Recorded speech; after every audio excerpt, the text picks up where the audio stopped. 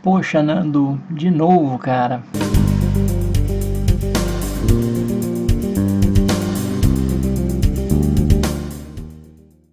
Você fez um último vídeo agora, eu tô até aqui tentando falar mais pertinho, porque inclusive minha filha tem que dormir.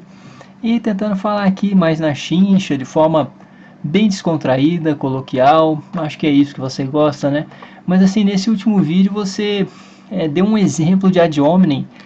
E o exemplo que você deu, me desculpe, mas ficou muito tosco. O exemplo é mais ou menos assim: o gato não é um réptil porque você é um imbecil. Qual é o imbecil que iria usar esse tipo de ad hominem?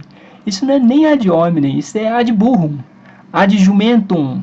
É um argumento, literalmente um argumento. Isso é simplesmente burrice. Se um sujeito for tentar argumentar dessa maneira, falando, isso aqui não é um réptil porque você é um burro. Não, não é assim que, de modo geral, acontecem os ad hominems. Os ad hominems talvez sejam até muito mais difusos em toda a fala do sujeito. Ele às vezes está ali, usa um argumento ou outro e entra sempre, muitas vezes, um ataque pessoal, uma desqualificação pessoal, para tentar reforçar, às vezes, um argumento que é muito fraco. E quando você, de fato, consegue dizer que os gatos, eles não são répteis porque eles mamam nas tetas das mães, tal, desde bebês.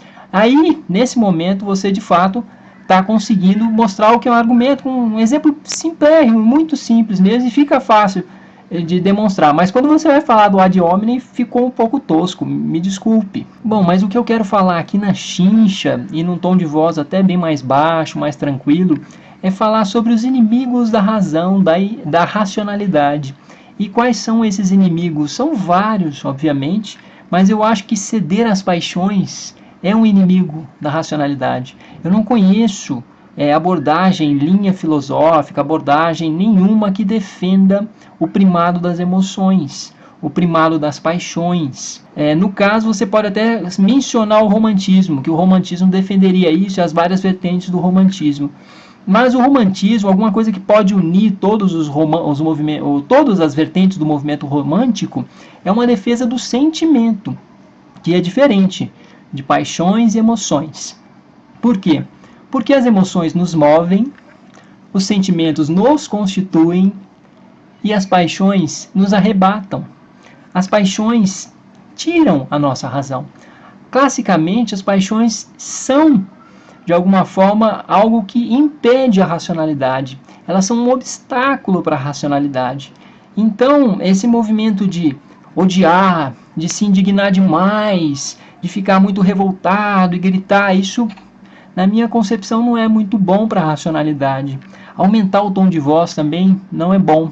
Da minha experiência de sala de aula, eu tenho exercido a docência desde 1998, a docência no ensino superior, tá?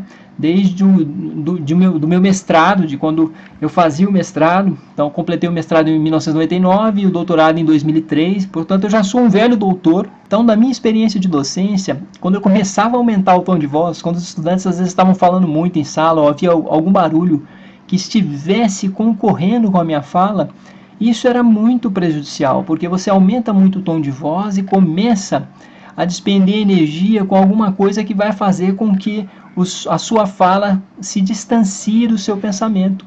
Você começa a despender muita energia para o aspecto físico da fala, e aí, no caso, eu acho que a razão pode ir se perdendo, a racionalidade pode ir se perdendo.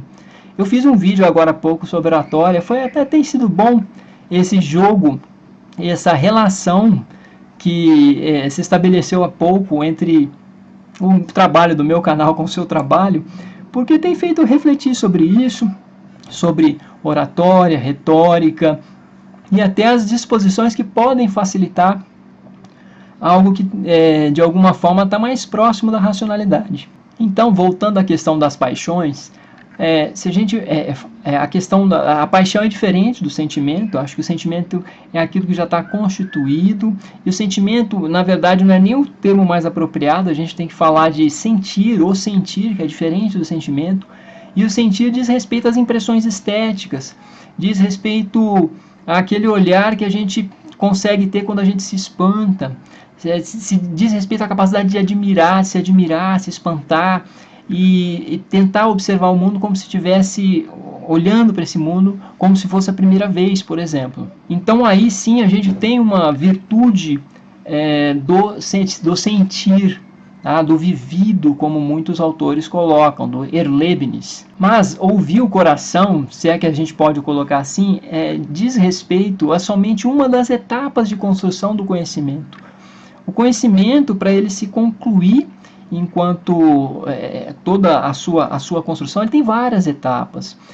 Há um filósofo da ciência chamado Hans Reichenbach, e ele faz uma classificação em duas etapas básicas. A primeira etapa seria a etapa relacionada aos contextos de descoberta e a segunda relacionada aos contextos de justificação. No contexto de descoberta vale quase tudo, vale muita coisa. Sabe? Vale se inspirar, vale muito do repertório das artes. Então a estética pode falar muito alto nesse primeiro momento, que é o momento de descoberta, o momento de criação, mas é somente nesse primeiro momento, porque depois você vai ter que partir para o contexto de justificação, que é um contexto um pouco mais rigoroso, mais pormenorizado, que é um contexto de testagem no campo das ciências, que você tem que testar, em que essa testagem tem que se dar por fontes independentes, tem que ser replicada. Então, faz parte. Talvez aí algo mais próximo do que muitos chamam de espontaneidade, que eu tentei desconstruir um pouco em meu vídeo sobre o Adriano Facioli Sem Cortes, lá o vídeo sobre oratória e retórica, faz parte, algo próximo do que estão chamando aí de espontaneidade, faz parte ouvir o coração, se é que a gente pode falar assim. Mas uma coisa para mim é muito clara, o coração a gente ouve, é importante ouvir o coração, mas a razão a gente obedece. Coração é para ouvir e razão é para obedecer.